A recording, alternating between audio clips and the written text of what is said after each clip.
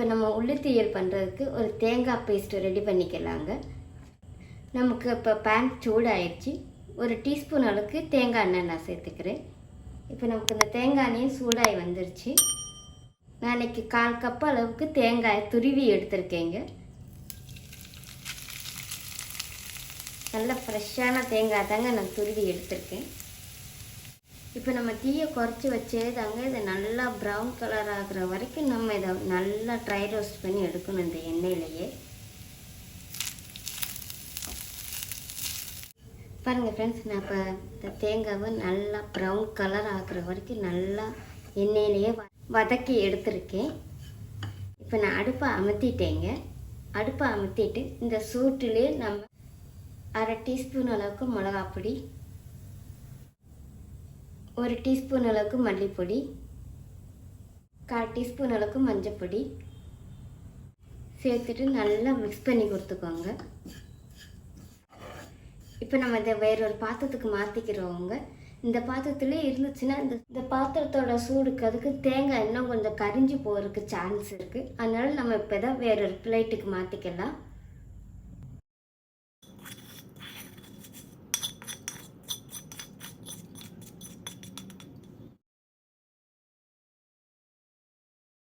நமக்கு இப்போ இது நல்லா ஆறட்டுங்க.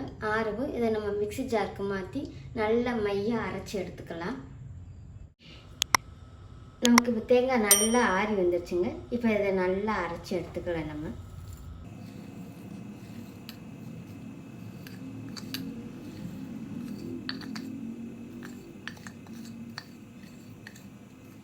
இப்போ நம்ம இந்த தேங்காவை தண்ணி ஒன்றுமே சேர்க்காம நல்லா மையாக அரைச்சி எடுத்துக்கணுங்க.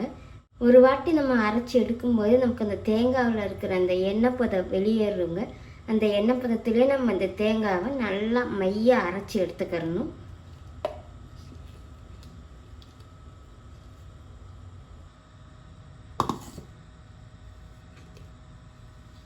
பாருங்களேன், நான் சொன்ன மாதிரி ஒரு வாட்டி அரைச்சி எடுக்குமே நமக்கு அந்த தேங்காவில் இருக்கிற எண்ணெய் பதம் வெளியேறி வந்திருக்கு. பாருங்களேன், அடியில் அப்படியே நிற்கிது.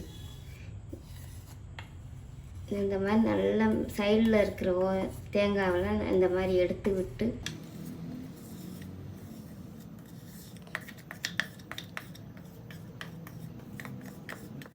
இப்போ இதை மறுபடியும் நான் நல்லா அரைச்சி எடுத்துக்கிறேங்க.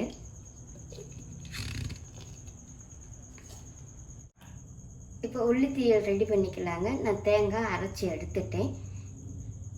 இப்போ மறுபடியும் ஒரு பேன் எடுத்துட்டு அதில் தேங்காய் எண்ணெய் மறுபடியும் சேர்த்துக்கோங்க.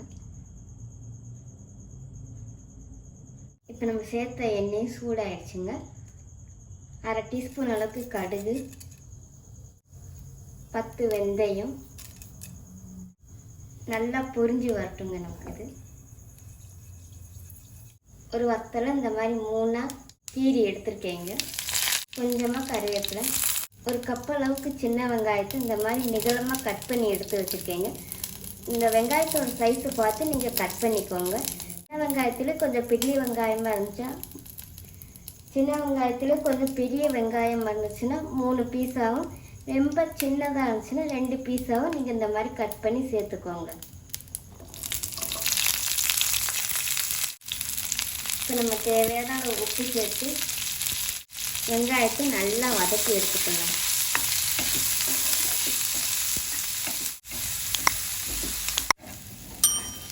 நான் இப்போ வெங்காயத்தை நல்லா வதக்கி எடுத்துட்டேங்க. இப்போ நம்ம இதில்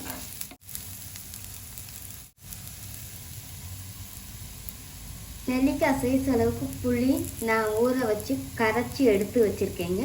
இப்போ அந்த தண்ணியை நம்ம இதில் சேர்த்துக்கலாம். புளி தண்ணியை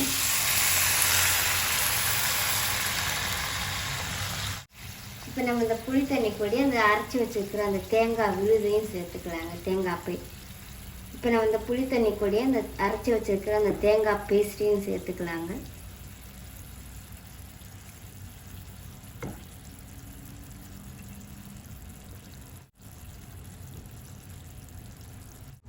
ஒரு 1/4 கிளாஸ் அளவுக்கு தண்ணி இந்த மிக்ஸி ஜாரில் சேர்த்து கழுவி ஊற்றிக்கோங்க. இப்போ இதை நல்லா மிக்ஸ் பண்ணி கொடுத்துக்கலாங்க.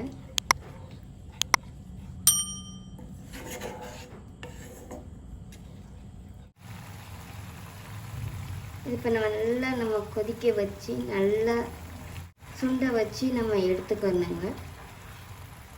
இப்போ நல்லா ஒரு 10 நிமிஷம் நல்லா குக் ஆகணுங்க. அப்படின்னா தான் நமக்கு உள்ளி தேவையில்லை ஒரு திக்கான. இதை நல்லா கொதிக்கட்டுங்க. நமக்கு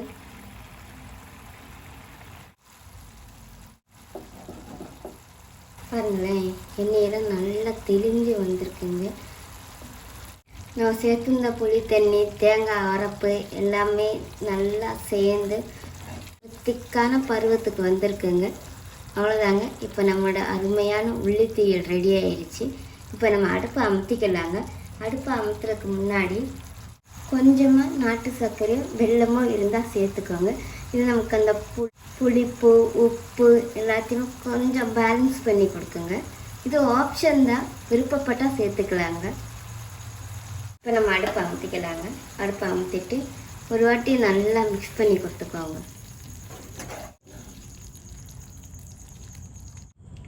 அவ்வளோதாங்க. இப்போ நம்மளுடைய அருமையான கேரளா ஸ்டைல் உள்ளி தீயல் ரெடி ஆயிடுச்சுங்க. இது நம்ம சூடான சுடு சாதத்து கூட வச்சு சாப்பிட்டா டேஸ்ட்டு சூப்பராக இருக்குங்க. எவ்வளோ சாப்பிடுவோன்னே நமக்கே தெரியாதுங்க.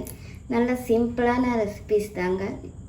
மறக்காமல் ட்ரை பண்ணி பாருங்கள். ட்ரை பண்ணி பார்த்துட்டு எப்படி இருந்துச்சுன்னு கமெண்ட் பண்ணுங்கள். நிறையா கேரளா ரெசிபிஸ்லாம் போட்டிருக்கேங்க, போய் பாருங்கள். உங்களுக்கு யூஸ்ஃபுல்லாக தான் இருக்கும்.